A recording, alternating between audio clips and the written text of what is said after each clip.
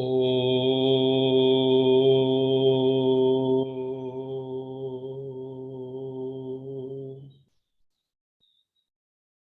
शांति।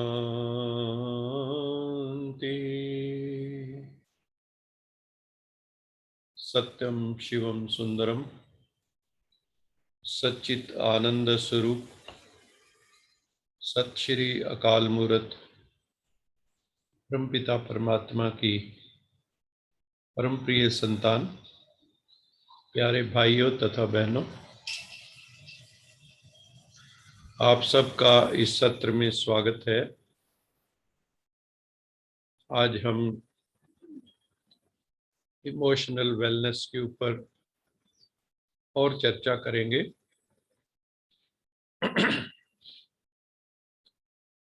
Meditation करेंगे, बाबा की मुरली सुनेंगे। आज विशेषकर हम जो क्रोध की इमोशन है उसके ऊपर विशिष्ट चर्चा करेंगे। तो अभी हम मेडिटेशन में जाएंगे, अपने स्वरूप में स्थित होंगे, अपनी चेतना को चारों ओर से हटाकर अपने आप में आ जाओ, अपने पास आ जाओ, अपनी भ्रिकुटी में आ जाओ, अपनी कुटिया में आ जाओ। अपनी कुटिया में,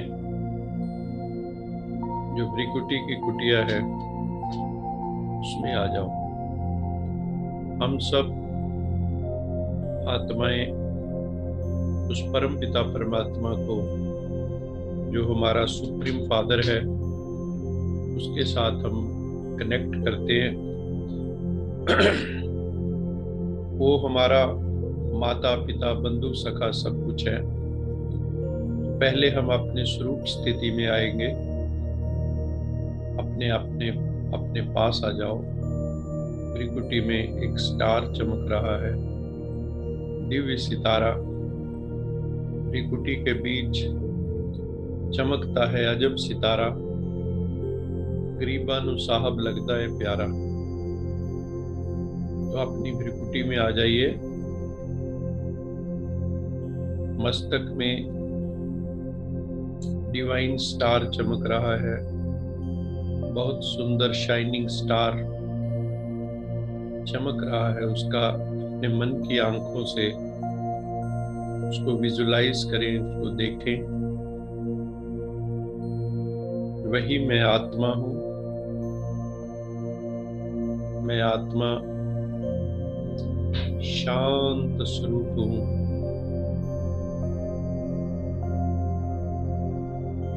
अपने को पूरी तरह से रिलैक्स कर दो, शरीर को ढीला छोड़ दो।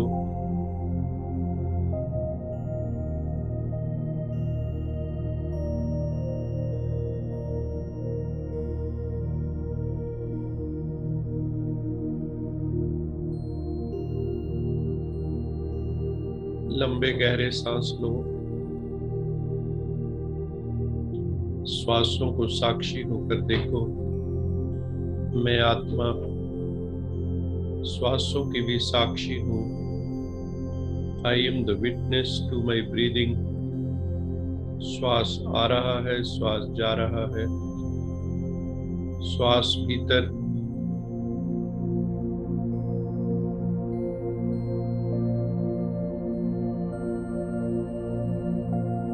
ओम साथ में चले। श्वास छोड़ते समय शांति साथ में चले। ओम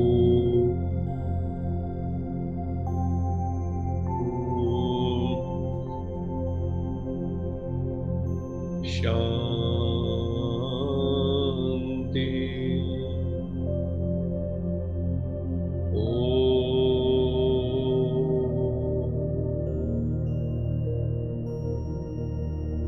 शांति।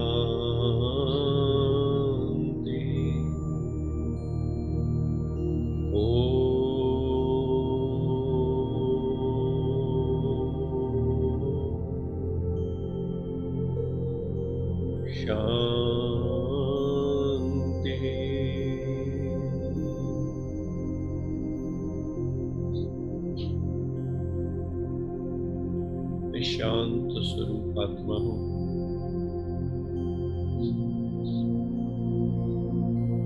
जितनी एकाग्रता बढ़ेगी उतनी दिव्यता बढ़ेगी।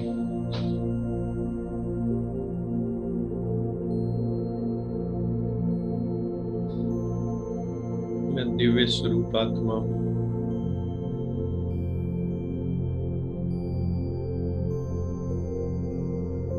मैं प्रेम स्वरूप आत्मा हूँ।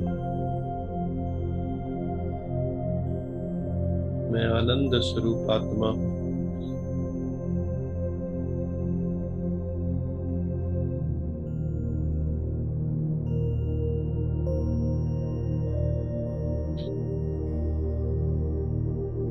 परम पिता परमात्मा की संतान हूँ।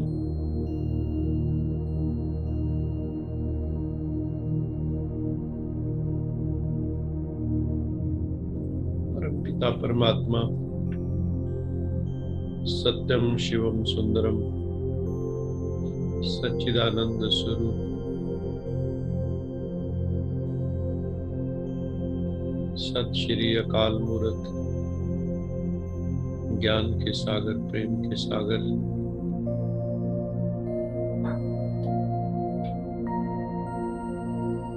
उस परम पिता परमात्मा की संतान हूँ।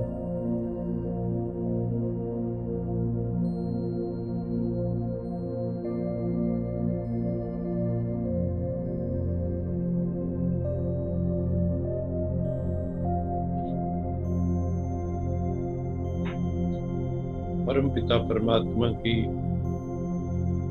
हम सब बच्चों पर, हम सब आत्माओं पर विशेष कृपा है। परम धाम छोड़ के हम आत्माओं के उत्थान के लिए, कल्याण के लिए आया है। सारी मानवता को प्योरीफाई करने के लिए आया है।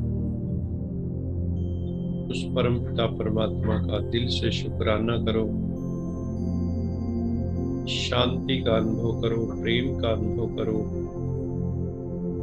आनंद का अनुभव करो,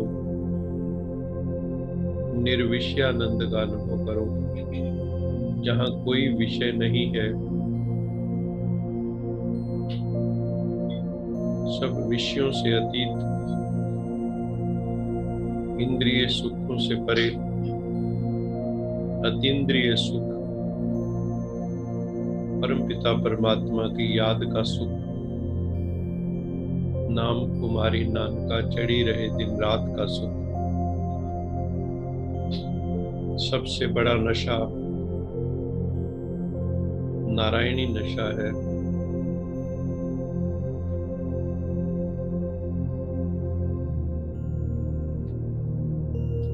हम सब के भीतर नर में नारायण और नारी में लक्ष्मी छिपी हुई है।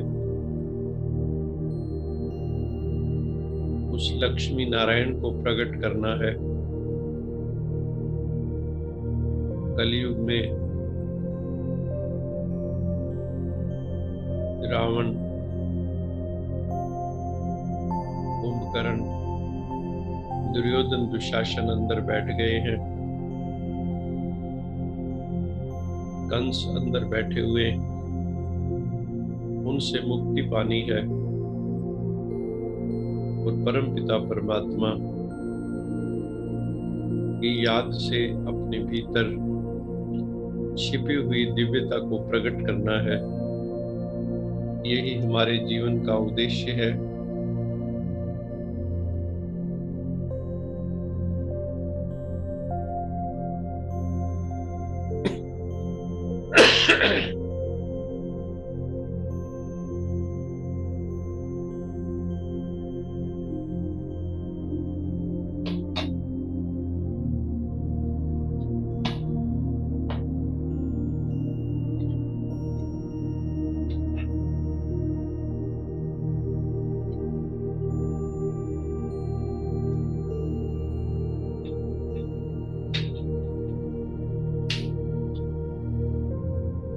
अपने को रिलैक्स करें।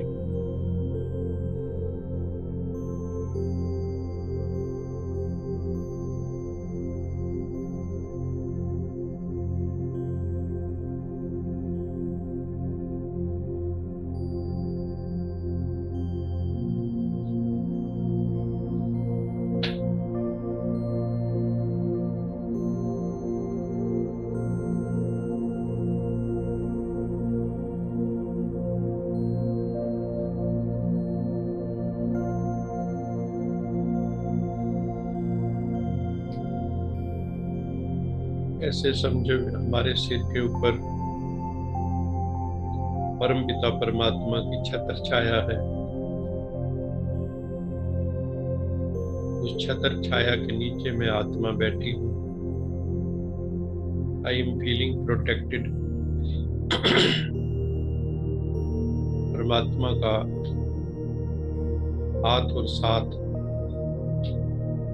मैं अनुभव कर रहा हूँ।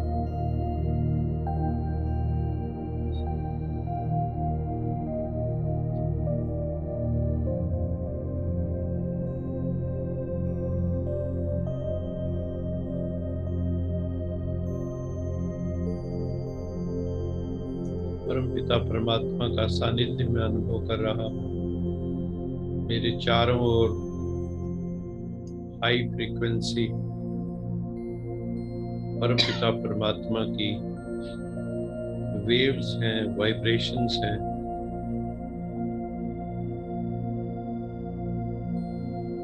परमात्मा का सुरक्षा कवच मेरे चारों ओर है। I am experiencing that subtle protective shield around me, godly shield। मैं godly shield के भीतर हूँ। वहाँ कोई भी मायावी वायरस,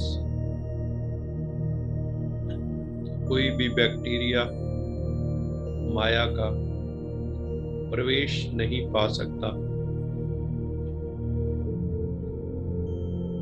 मुझे स्पिरिचुअल इम्यूनिटी मिली हुई है। I am fully protected against maya. मैं शांत स्वरूप आत्मा हूँ। आपके चेहरे से गहन शांति की अनुभूति हो, क्योंकि हमारा पिता भी शांति का सागर है। हमारा देश भी शांति का देश, निर्वाण धाम है। वहाँ वाणी नहीं है, वाणी से परे, हर प्रकार की मोशन से परे।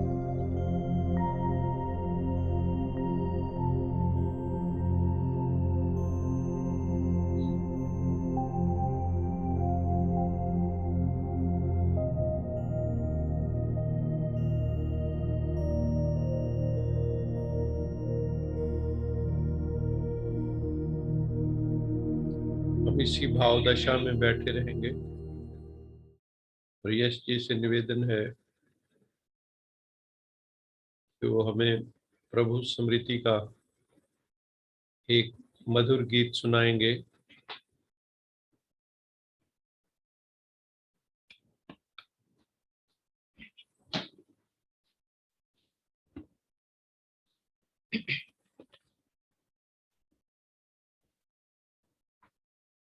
ओम शांति।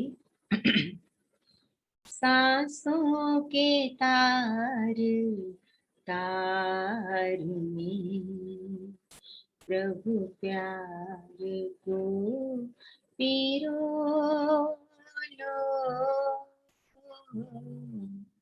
प्रभु प्यार को पिरो लो। शुभ कर्म करके पुण्य का जीवन में बीज बोलो, जीवन में बीज बोलो। सांसों के तार तार में जीवन का एक एक पल अनमोल है खजाना। इनमें से एक पल भी नहीं लौट के है आना। आनंद रस से अपना अंतःकरण भिगो लो, अंतःकरण भिगो लो। सांसों के तार तार में प्रभु प्यार को पिरो लो, प्रभु प्यार को पिरो लो। ज्ञानी की ये निशानी, मीठी सी उनकी वाणी, मीठे से बोल में प्रभु की झलक सुहानी। बोलो तो मीठे बोल ही अमृत हृदय में घोलो, अमृत हृदय में घोलो। सांसों के तार तार में प्रभु प्यार को पिरो लो, प्रभु प्यार को पिरो लो। शुभ कर्म करके पुण्य का जीवन में बीज बोलो, जीवन में बीज बोलो। सांसों के तार तार में।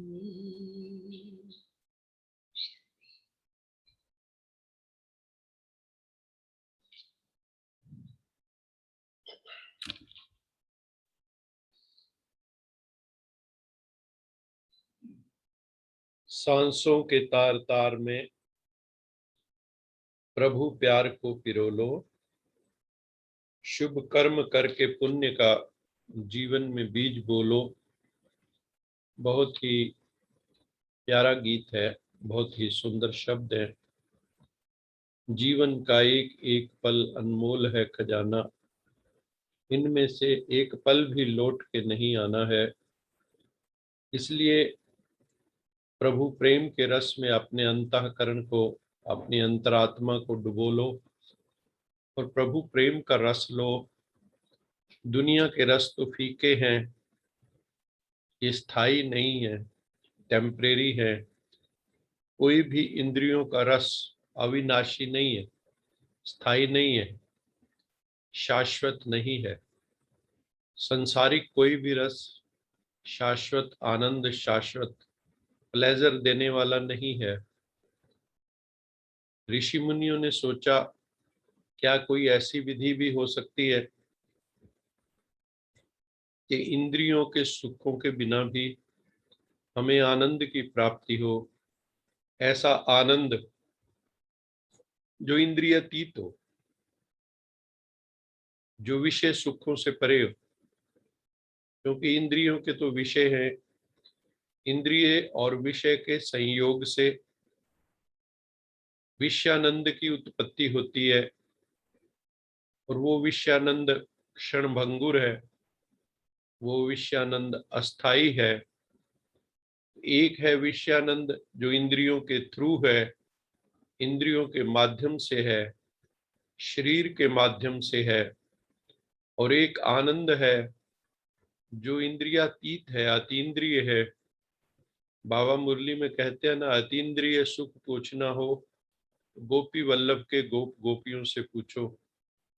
गोप गोपियां जिस सुख का आनंद लेती थी वो इंद्रियातीत है। जो परमात्मा के बच्चे हैं, जो परमात्मा से जुड़ जाते हैं, कनेक्ट हो जाते हैं, वो जिस सुख का आनंद लेते हैं वो इंद्रियातीत है। और भी आसानी से इसको समझने के लिए, मान लो आपको नींद आई हुई है और आपको हम कहें कि आपके मनपसंद की कोई भी चीज है, वो आपको हम कहें कि आप और ले लीजिए और ले लीजिए, आप एक स्टेज पे जाके कहेंगे नहीं मुझे कुछ नहीं चाहिए, मुझे नींद चाहिए। नींद में कोई पदार्थ नहीं है, ना आप आंख से देख रहे हैं क्योंकि गहरी नींद में स्वप्न भी नहीं है, ना कान से कुछ सुन रहे हैं, ना जीवा से कोई टेस्ट ले रहे हैं, फिर भी आप नींद में जाना पसंद क्यों करते हैं? जिंदगी के 6 से 8 घंटे रोज हम नींद में बिताते हैं, 1/3 आप ले सकते हैं, 1/3 नहीं तो 1/4 तो है ही जो हम रोज नींद में बिताते हैं। क्यों? वहां पे ना तो कोई आपको बैंक बैलेंस याद है, ना कोई कोठी याद है, ना बंगला याद है, लेकिन फिर भी जब आप सुबह उठते हैं, अगर आपकी नींद निर्विघ्न है तो आपको बड़ा अच्छा लगता है, कहते हैं आज नींद बहुत अच्छी आई। और आपके पास सारे पदार्थ हों लेकिन ये नींद अच्छी ना आए तो आप कुछ दिनों में विक्षिप्त हो सकते हैं, एक्सेंट्रिक हो सकते हैं। आजकल कई जगह पर जो है, जो क्रिमिनल्स होते हैं, हार्डन्ड क्रिमिनल्स जो सच नहीं बताते, उनको कई कई रात जगा के रखा जाता है, उनको अच्छा भोजन देते हैं और रातों को फिर जगाते हैं, तो कुछ दिनों बाद उनके अंदर से सत्य उगलना शुरू हो जाता है। क्योंकि जब कई दिन नींद नहीं आती तो आदमी जो है अंदर से भटकना शुरू हो जाता है, उसका सेल्फ कंट्रोल खत्म होना शुरू हो जाता है। तो नींद बहुत जरूरी है। जो मेडिटेशन है वो एक तरह की अनकॉन्शियस, हम लोग जो है उसमें कॉन्शियसली हम जो है एक तरह की समझो इस संसार से उपराम होते हैं, और हम जो है इस संसार से उपराम होके अपनी गहरी नींद में चले जाते हैं। तो उसमें भी विषयानंद नहीं है, कोई विषय का आनंद नहीं आपको आ रहा है, विषय सुख नहीं मिल रहा है आपको। तो हमें विषयानंद से ब्रह्मानंद की ओर, परमानंद की ओर, सच्चिदानंद की ओर, शाश्वत आनंद की ओर जाना है। तो उसके लिए हम मेडिटेशन करते हैं और एक एक दिन हम, रोज घड़ी टिक टिक कर रही है, इस संसार में हम सब अपने अपने कहते हैं ना काल की तरफ जा रहे हैं। हमारा सबका समय फिक्स है, हमें जो कुछ करना है ये हमें वो तो करना ही है, शरीर निर्वार्थ कर्म करना है, लेकिन सबसे जो जरूरी काम है वो है self empowerment, self realisation, God realisation. God realisation का भी क्या पर्पज है? Self empowerment. हम परमात्मा को भी क्यों याद करते हैं? क्योंकि वो सुप्रीम कॉन्शियसनेस है, वो परम चेतना है। जब हम उस परम चेतना से जुड़ जाते हैं, उस परम चेतना को कनेक्ट हो जाते हैं हम, तो हमारे जीवन में आनंद, खुशी, मौज आने लगती है। और हम कुछ समय बाद फील करते हैं कि जैसे किसी में सेल्फ कॉन्फिडेंस की कमी है, तो जब मेडिटेशन करते हैं तो सेल्फ कॉन्फिडेंस बढ़ जाता है, सेल्फ स्टीम बढ़ जाता है, आपका सम्मान बढ़ जाता है, आप खुद को एम्पावर्ड फील करते हैं, शक्तिशाली फील करते हैं। हमारी जो वीकनेसेस हैं, जो ड्रॉबैक्स, जो पर्सनैलिटी लूप होल्स है, वो प्लग होने शुरू हो जाते हैं। तो मेडिटेशन का हमें बहुत लाभ है, तो इसलिए हम रोज राजयोग का मेडिटेशन करते हैं। तो अभी हमें जो है विषयानंद से परमानंद की ओर जाना है। तो अभी हम आज जो एक इमोशन बड़ी ही इम्पोर्टेंट है, हम सब उसके अनुभवी हैं, कोई ये नहीं कह सकता कि मुझे तो क्रोध का अनुभव नहीं है। क्रोध का अनुभव तो सबको है। हम जानते हैं कि क्रोध जो है, एंगर इज डेंजर, और हमने बनना क्या है? एंगर से, अगर एंगर में आर को एल से रिप्लेस कर दें तो एंगर से एंजल बन जाते हैं, एंजल। तो हमें एंजल बनना है। भगवान कहता है ये एंगर नहीं अब रहना चाहिए, अब तुम्हें एंजल बनना है। ये बड़ी पावरफुल इमोशन है। हम सब क्या कहते हैं, मुझे क्रोध आ गया। हम ये नहीं कहते मैंने क्रोध किया, क्योंकि हम इतने अट्यून्ड हो गए, इतने क्रोध के मामले में ऑटो मोड पे आ गए हैं कि हमें पता ही नहीं लगता हमें क्रोध कब आ गया। कहते हैं ना, एक महात्मा थे, वो पहाड़ों पर एकांत में जो है मेडिटेशन कर रहे थे। 15-20 साल हो गए थे उनको साधना करते हुए। और उनको एक दिन ऐसा लगा, अरे मैंने तो सारे विकार जीत लिए हैं, मैंने तो काम क्रोध लोभ ओंकार को जीत लिया है। तो कुछ लोग नीचे से ऊपर की तरफ आए। तो नीचे एक पहाड़ों के नीचे एक मेला था वैली में। उन्होंने महात्मा जी को रिक्वेस्ट की, महात्मा जी आप भी मेले में कृपया शामिल होइए। पहले उसने ना नुकर किया। उसके बाद जब उन्होंने देखा भक्तों की रिक्वेस्ट बड़ी दिल से है, तो उसने कहा ठीक है मैं भी चलता हूँ। जब वो भीड़ में गया तो उस भीड़ में किसी का पांव महात्मा जी के पांव पर आ गया। जैसे ही महात्मा जी के पांव पे पांव पड़ा, महात्मा जी को पता ही नहीं लगा कब उनका हाथ उठा उसकी गाल की तरफ और उसको थप्पड़ लगा दिया। जैसे ही थप्पड़ लगाया, महात्मा जी बहुत उदास हो गए, चेहरा रोने जैसा हो गया, रुआंसा। और कहने लगे, वो हो मेरी 20 साल की तपस्या कहाँ गई। मुझे एक सेकंड में क्रोध आ गया और मुझे पता भी नहीं चला मेरा हाथ कब उठ गया। तो कई बार हम क्या करते हैं, सोचते हैं परिस्थिति ना होने पर। मैं कहा करता हूँ, जब कोई परिस्थिति, विपरीत परिस्थिति, एडवर्स सर्कमस्टांसेस नहीं है, तो हम सब संत हैं। संत कौन है, असंत कौन है, इसका पता कैसे लगे? उसका पता लगता है परिस्थिति में, सर्कमस्टांसेस में। जब आपके सामने एडवर्स सर्कमस्टांसेस आते हैं तो उस वक्त पता लगता है कि आपके अंदर कितने विकार शांत हैं, आप कितने शांत हैं, आपका व्यक्तित्व कितना शांत है।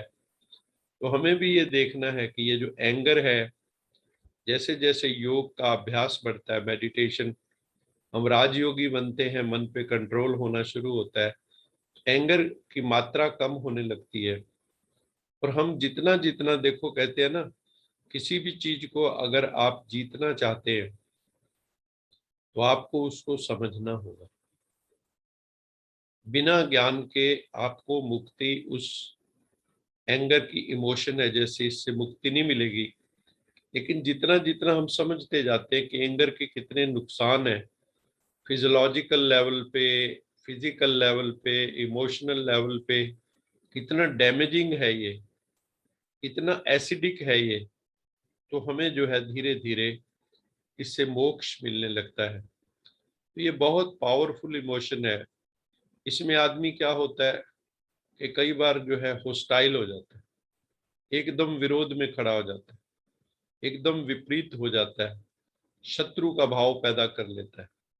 माइंड जो है क्या होता है, एजिटेटेड हो जाता है, हम उत्तेजित फील करते हैं।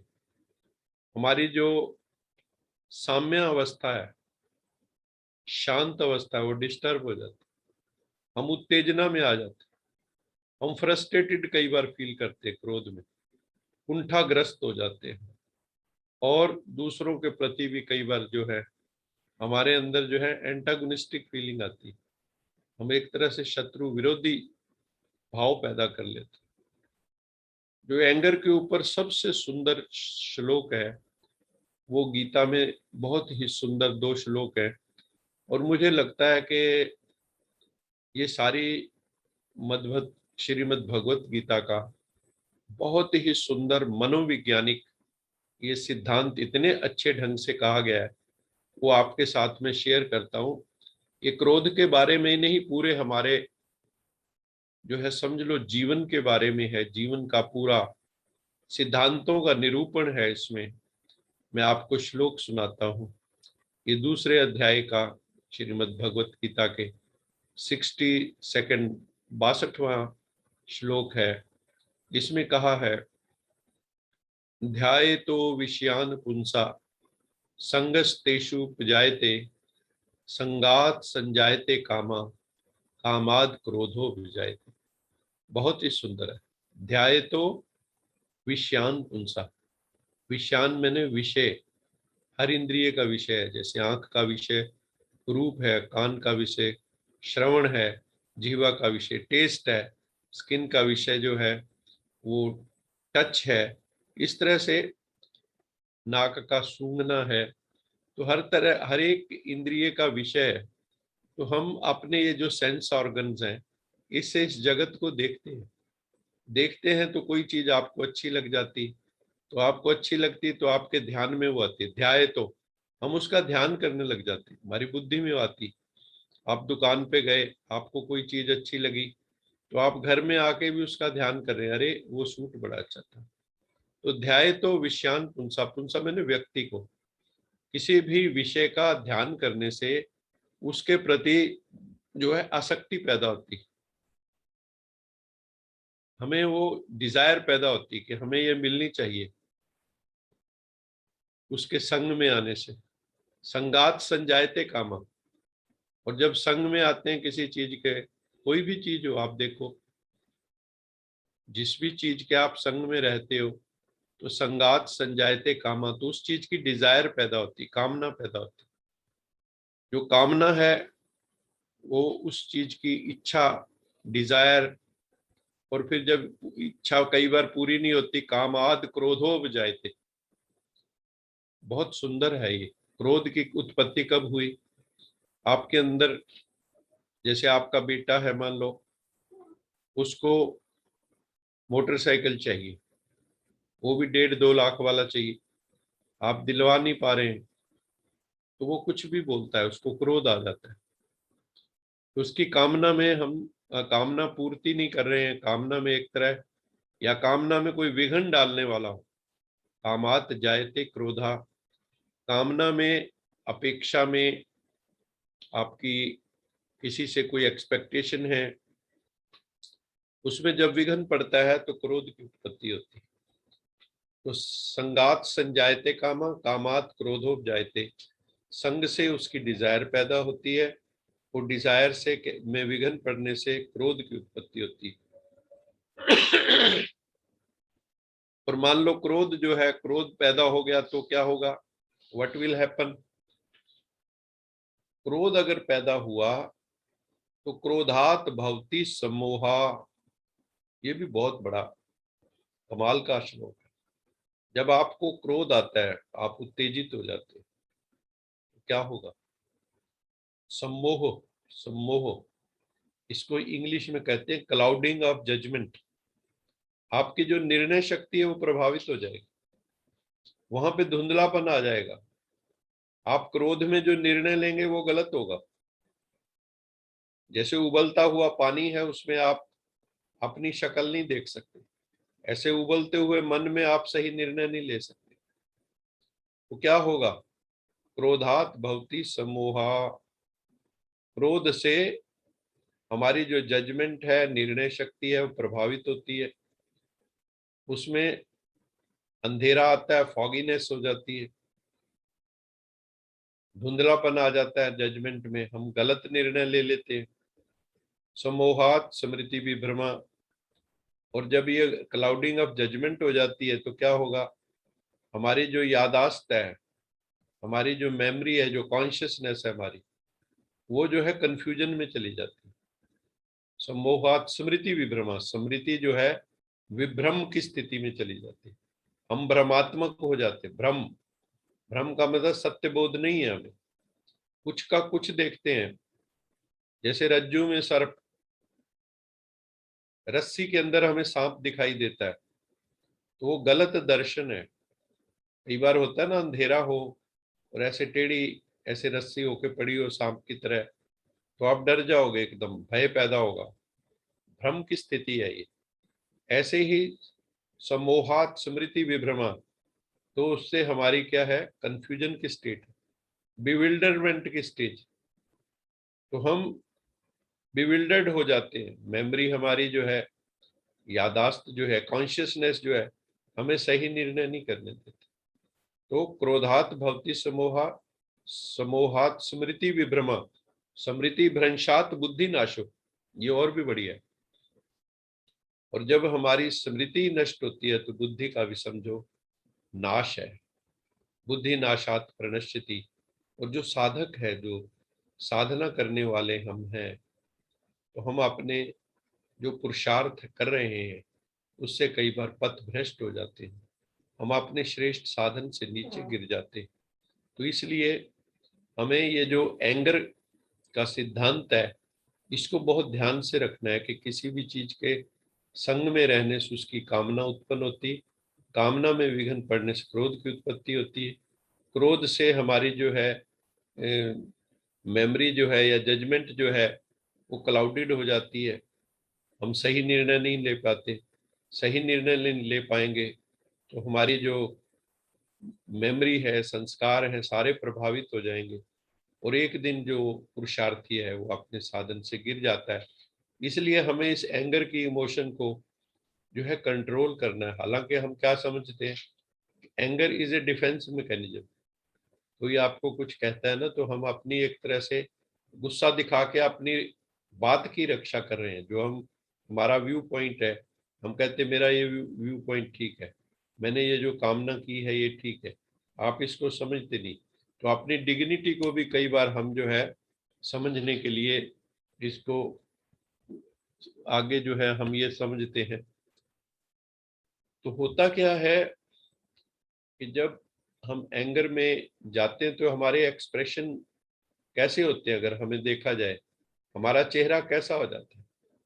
हमारे चेहरे पे जो है ना, हम ये कहते हैं ना, त्योड़ी चढ़ा ली उसने, क्रोध आने पे फ्राउनिंग फेस हो जाता है।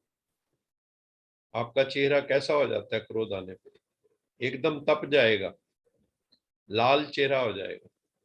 और कई बार तो हम हाई टोन में बोलने लगते हैं, हमारी टोन कैसी हो जाती है, बहुत हम ऊंचा बोलने लगते हैं, बिल्कुल पास इंसान खड़ा है फिर भी हम बड़ी जोर से बोलते हैं।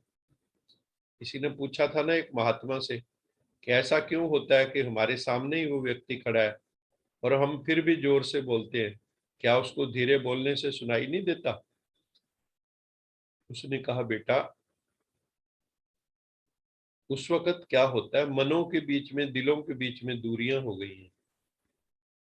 जब हम क्रोध में हैं तो कान तो निकट है लेकिन जो दिल का कान है वो दूर हो गया, उसको सुनाने के लिए हम ऊंचा बोलते हैं। है उल्टी बात, लेकिन हम क्या करते, बहुत जोर से बोलते, स्पीकिंग हाई, हाई टोन पे बोलते। चलो हाई टोन तक भी ठीक है, कई लोग अंग्रेजी बोलना शुरू कर देते, इंग्लिश बोलने लगते हैं, पूरी अंग्रेजी ना भी आती हो फिर भी उस वक्त अंग्रेजी बढ़िया बोलते हैं। कई जो है अब्यूजिव टोन हो जाती है उनकी लैंग्वेज, गाली देने, गाली गलौज पे उतर आते, सारी मर्यादाएं भूल जाते। कहते हैं ना, जिस घर में क्रोध होता है वहां के घड़े के अंदर पानी भी सूख जाता है और आपस में दिलों की दूरियां बढ़ जाती।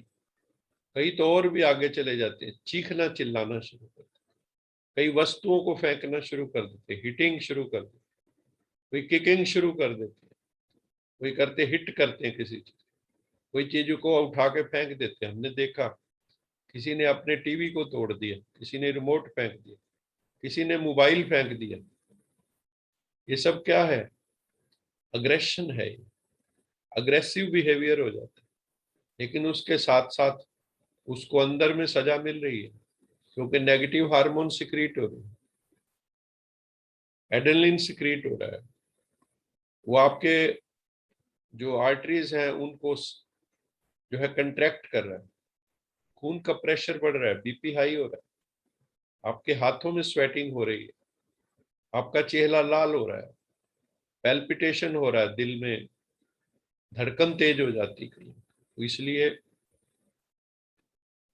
रादर देन एंगर से बचना हमें बहुत जरूरी है कि हम अपना ये शो करें कि मैं बहुत बड़ा ताकतवर हूँ, कई लोग सोचते हैं एंगर दिखाने से, देखो मैंने उसको चुप करा दिया ना, ये चुप नहीं करा दिया, आपने अपने ऊपर, जैसे डिस्कवरी चैनल में दिखाया था कि जब हम क्रोध करते हैं तो हमारे स्टमक के अंदर जो है कई आर्टरीज फट जाती, वो ब्लीडिंग शुरू हो जाती है पेट के अंदर।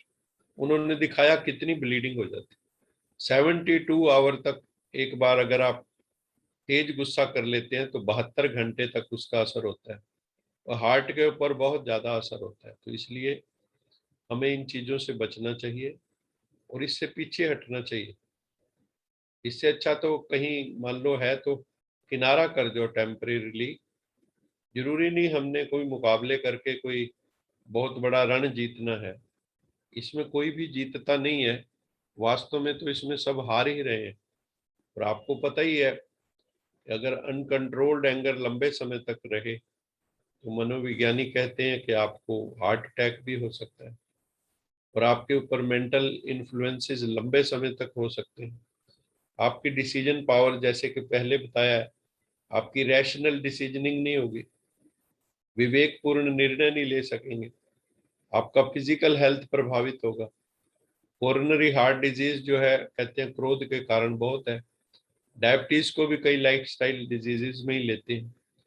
तो इसलिए हमारे ऐसे बिहेवियर, मैंने तो एक बार ये भी देखा था कि कोई गुस्से में आके, अभी आज की ही बात है, किसी ने फोन करके बताया कि वो घर के अंदर जो है सिलेंडर में आग लगाने लगा, मोटरसाइकिल को आग लगाने लगा। बड़ी मुश्किल से पुलिस की इंटरवेंशन से उस सिचुएशन को संभाला गया। तो ये कहने का तात्पर्य है कि अग्रेशन जब होता है, वायलेंस जब होता है और क्रोध की पीक आ जाती है, कई लोग अल्कोहल कंजम्पशन करने लग जाते, शराब पीने लग जाते, कोई सिगरेट पीने लग जाते। ये सारी चीजें बहुत डेंजरस हैं। इसलिए हमें इस क्रोध की इमोशन से बचना है और अपने घर में शांति लानी है। और इससे बचने का जो उपाय एक ही है, वो है स्वरूप स्मृति। हम रोज कहते हैं अपने स्वरूप में स्थित हो जाओ। हमारा स्वरूप क्या है? शांति। अगर हम हर हाल में शांत रहें और वो शांति हमारा स्वरूप बन जाए तो क्रोध आएगा ही नहीं। कुछ भी हो जाए, शांत चित्त, मेडिटेशन। परमपिता परमात्मा शांति का सागर है। उस शांति के सागर परमपिता परमात्मा से हमारा प्यार है, मोहब्बत है। वो शांति का सागर है और हमारा देश भी शांति का। तो अगर हम साइलेंस में रहें, मौन में रहें, मेडिटेशन में रहें, अपने स्वरूप को याद करते रहें, उसमें टिक जाएं, तो ये सारी टेंशन्स, सारे क्रोध, दूसरे विकार, सारे धीरे धीरे शांत हो जाएंगे। तो आज हमने एंगर की इमोशन पे बात की, क्योंकि हम सब अनुभवी हैं। कितने वायदे करते हैं हम अपने साथ कि आज के बाद क्रोध नहीं आएगा, लेकिन फिर भी क्रोध आ जाता है। तो इसलिए अब हमें जो है इससे बचना होगा। और अब हम थोड़ा सा मुरली का मंथन जो किया था आज का, उसको हम आज देखेंगे। तो मैं आपके साथ वो शेयर करूंगा।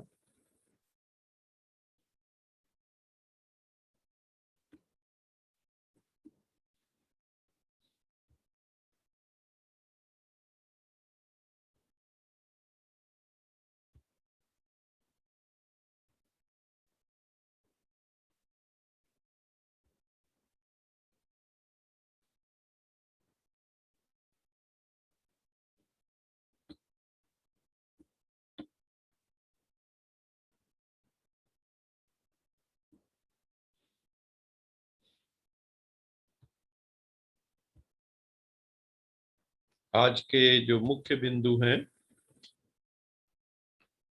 आज परमपिता परमात्मा शिव ने कहा, बच्चे जो आगे समय आने वाला है बहुत नाजुक है।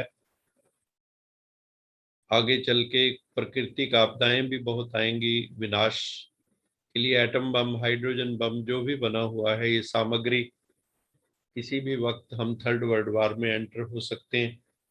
संसार में उतार चढ़ाव बहुत हो रहे हैं, अपहीवल का टाइम है। विनाश के समय ऐसा जब टाइम होगा, वैसे तो किसी का भी किसी समय भी विनाश हो सकता है। विनाश मैंने मृत्यु यहाँ पे, जरूरी नहीं हम उसकी इंतजार करें कि जो है एटम बम, हाइड्रोजन बम जब चलेंगे तभी हम जाएंगे।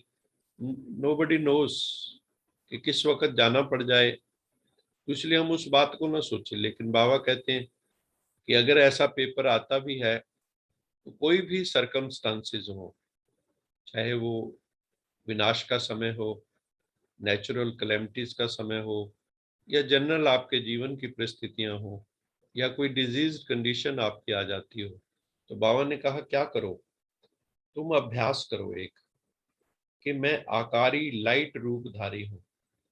सूक्ष्म शरीर जो है हमारा, उसके ऊपर वर्क करने की जरूरत है। शरीर जब हम छोड़ेंगे तो सूक्ष्म शरीर ही बाहर निकलता है, जो सटल बॉडी है, तो हम वो लाइट का है। तो हम अभी भी अभ्यास करें। बाबा कहते हैं तुम एस्ट्रल वॉक कर सकते हो, तुम सूक्ष्म शरीर द्वारा कहीं भी जा सकते हो। जैसे स्वप्न में हम कहीं के कहीं चले जाते। आज मैं सुबह स्वप्न आ रहा था, मैं माउंट आबू गया हुआ। तो इस तरह से सूक्ष्म शरीर कहीं भी जा सकते।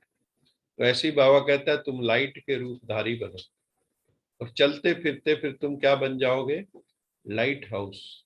लाइट हाउस का काम है सबको गाइड करना, किश्तियों को गाइड करना। यहाँ तुम रूहों को गाइड करोगे, तो आपको आज जो है लाइट हाउस, आपके मस्तक से लाइट चमक रही होगी। जब हम खूब योग का अभ्यास करेंगे, तो ओज तेज हमारे चेहरे से झलकेगा, हम ओजस्वी तेजस्वी वर्चस्वी बन जाएंगे।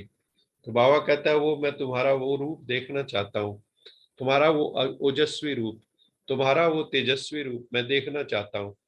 तो उसके लिए क्या करो, उसके लिए लाइट रूपधारी बनो, लाइट हाउस बनो।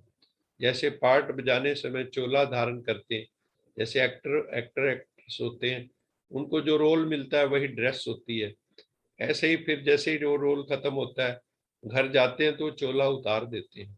मान लो कोई राम का पार्ट बजा रहा है तो राम का चोला पहनता है, रावण का पार्ट बजा रहा है तो रावण का चोला, सीता का पार्ट बजा रहा है तो सीता का चोला। लेकिन जब वो घर जाते हैं तो उस वक्त फिर उनका क्या होता है, उसके बाद जो है वो चोला उतार देते हैं।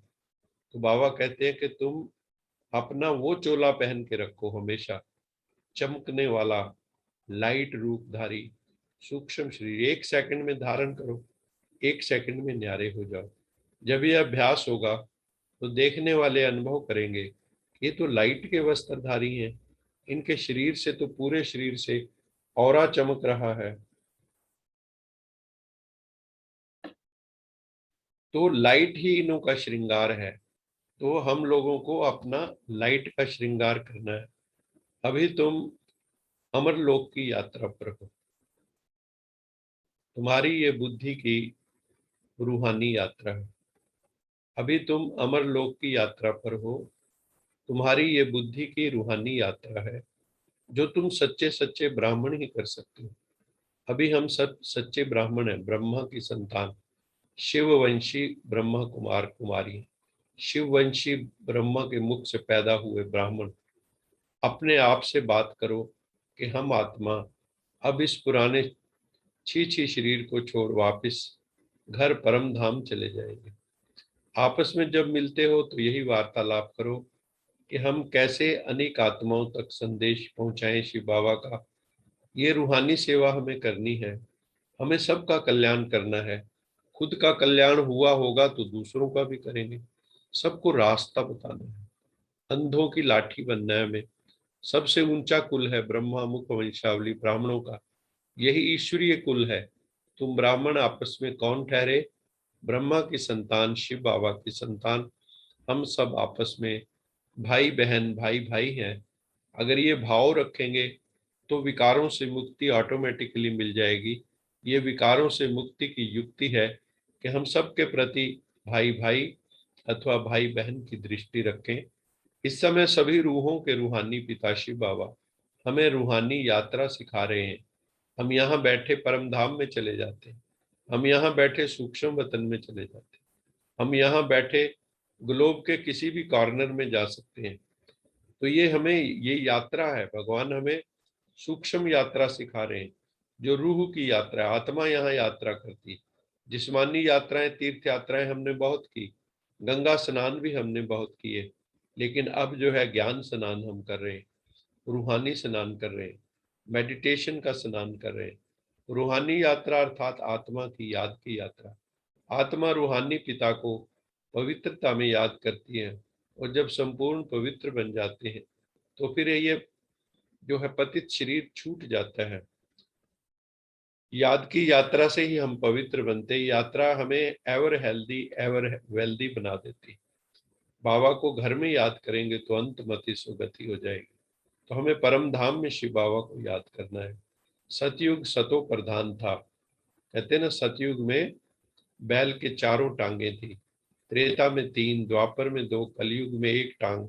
एक टांग पे बैल खड़ा कैसे होगा, तो वो भी टांग लंगड़ा जाती है फिर। तो इस वक्त कलयुग के अंदर जो है ना, बैल गिरा पड़ा है, धर्म का बैल। सर्वत्र पवित्रता एवं सत्यता का राज था सतयुग में। कलयुग में क्या है, अपवित्रता है। मन अपवित्र, वाणी अपवित्र, कर्म अपवित्र, गाली गलौच, झूठ, प्रेम, ठगी, यहाँ झूठ का बोलबाला है। अब बाबा आकर हमें ज्ञान योग बल से फिर से कलयुग को सतयुग बना रहे हैं। ऐसी ऐसी बातें हमें सुबह उठकर अपने आप से करनी है। कई बातें हम बाबा से करते हैं, शिव बाबा से, और हमें ज्ञान का विचार सागर मंथन करना चाहिए। जो हम सुनते हैं उसका मंथन करें, तभी हमारा कल्याण होगा। शिव बाबा आकर अपना परिचय खुद देते हैं, कहते हैं, मैं तुमको राजयोग सिखाता हूँ। मन मना भाव, मन को मेरे में लगा दो, मुझे याद करो तो विकर्म विनाश होंगे। तुम मेरे पास आके बैठ जाओ, कुछ नहीं करना है, सिर्फ प्रभु का संग करना है। बुद्धि से हमें जाके बाबा के पास बैठ जाना है। जैसे समुद्र के किनारे बैठने से समुद्र की शीतलता, समुद्र की कूल ब्रीज हमें स्वतः अनुभव होती, ऐसे प्रभु पिता के पास बैठने से हमें परमात्मा का भी अनुभव, उसकी शक्तियों का अनुभव स्वतः होने लगता है। तो बाबा कहते हैं मौन रहने का अभ्यास करो, बाबा से मीठी मीठी बातें करनी है। शिव बाबा है सृष्टि का चैतन्य बीज रूप। बाबा में सारी सृष्टि के आदि मध्य अंत का ज्ञान है। भगवान को ही पता है, क्रिएटर को ही क्रिएशन का पता होता है, ये लॉ है। अभी हम छी दुनिया से कौन सी दुनिया में जा रहे हैं, वाह वाह दुनिया। सतयुग वाह वाह दुनिया है, कलयुग छी दुनिया है। तुम बच्चों को शुभ सम्मेलन करना चाहिए, ऑस्पिशियस जो है ना कनक्लेव होनी चाहिए, वो जहाँ बैठ के ज्ञान योग के अनुभवों की बात हो। हम कौन सी बात करें, आपस में बैठे, आज मुझे क्या अनुभव हुआ, योग में मुझे क्या अनुभूति हुई, मेरे सामने क्या परिस्थिति आई। क्रोध की स्थिति थी, लेकिन मैंने क्रोध को कैसे कंट्रोल में किया। लोभ की स्थिति थी, प्रलोभन थे, कोई ब्राइब करना चाहता था, कोई रिश्वत देना चाहता था, मैंने अपने को कैसे रोका। मुझे प्रलोभन आया, लालच आया, उसको मैंने कैसे रोका। तो विभिन्न विकारों को हमें दूसरों के साथ भी अनुभव शेयर करना चाहिए कि मेरे को सिगरेट की प्रॉब्लम थी, मैंने कैसे उसको विन ओवर किया। तो बाबा कहते हैं एक्सचेंज क्या करना है, अनुभवों की एक्सचेंज करो, तो दूसरों को भी प्रेरणा मिलती है। आपस में एक दूसरे को अनुभव सुनाओ, विचार सागर मंथन से जो मोती निकलते हैं, ज्ञान के जौहर निकलते हैं, उनका आपस में एक दूसरे को दान करो। फिर बाबा ने आज कॉशन किया कि जब भोजन बनाते हो तो माताओं को विशेष ध्यान रखना चाहिए। हम जो भाई भी बनाते हैं उनको भी विशेष ध्यान रखना चाहिए कि उस वक़्त बुद्धि में कोई व्यर्थ की बातें ना हो, एक शिव बाबा की याद हो, एक परमेश्वर की याद हो, क्योंकि उसी को पहले भोग लगाना है, पहले उसी को स्वीकार कराना है। तो कितनी शुद्धि पवित्रता चाहिए।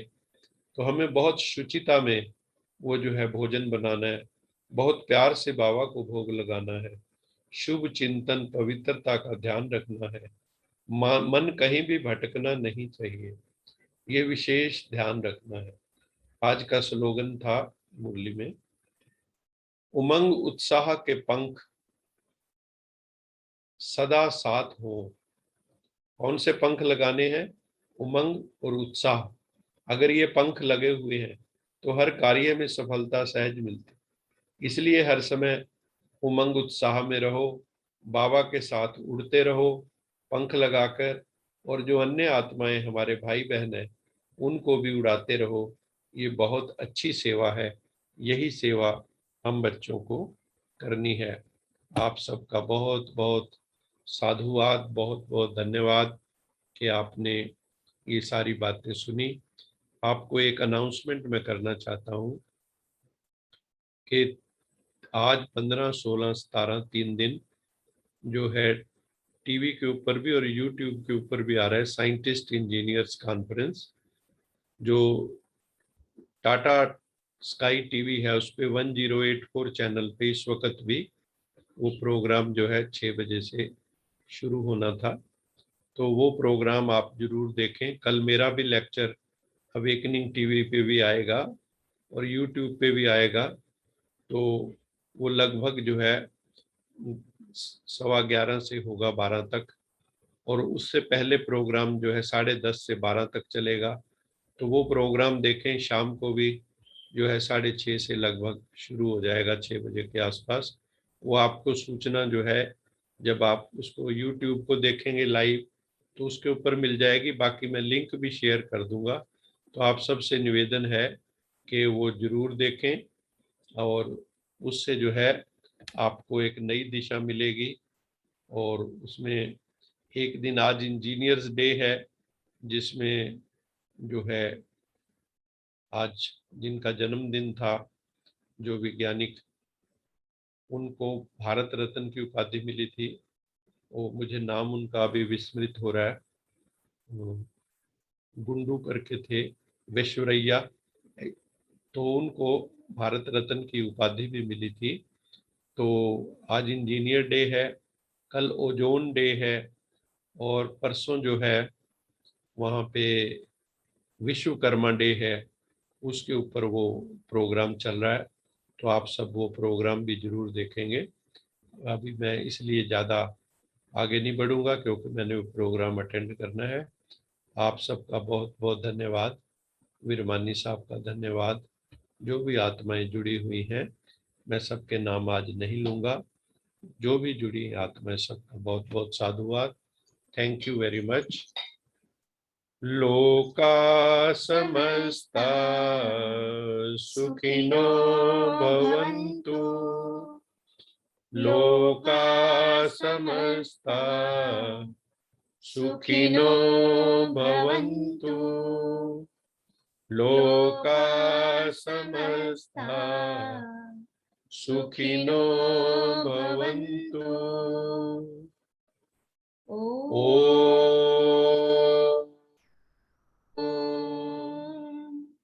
शांति शांति शांति। बहुत बहुत साधुवाद, बहुत बहुत धन्यवाद। God bless you all. खुश रहो, मौज में रहो, खुशियां लुटाते रहो। ओम शांति।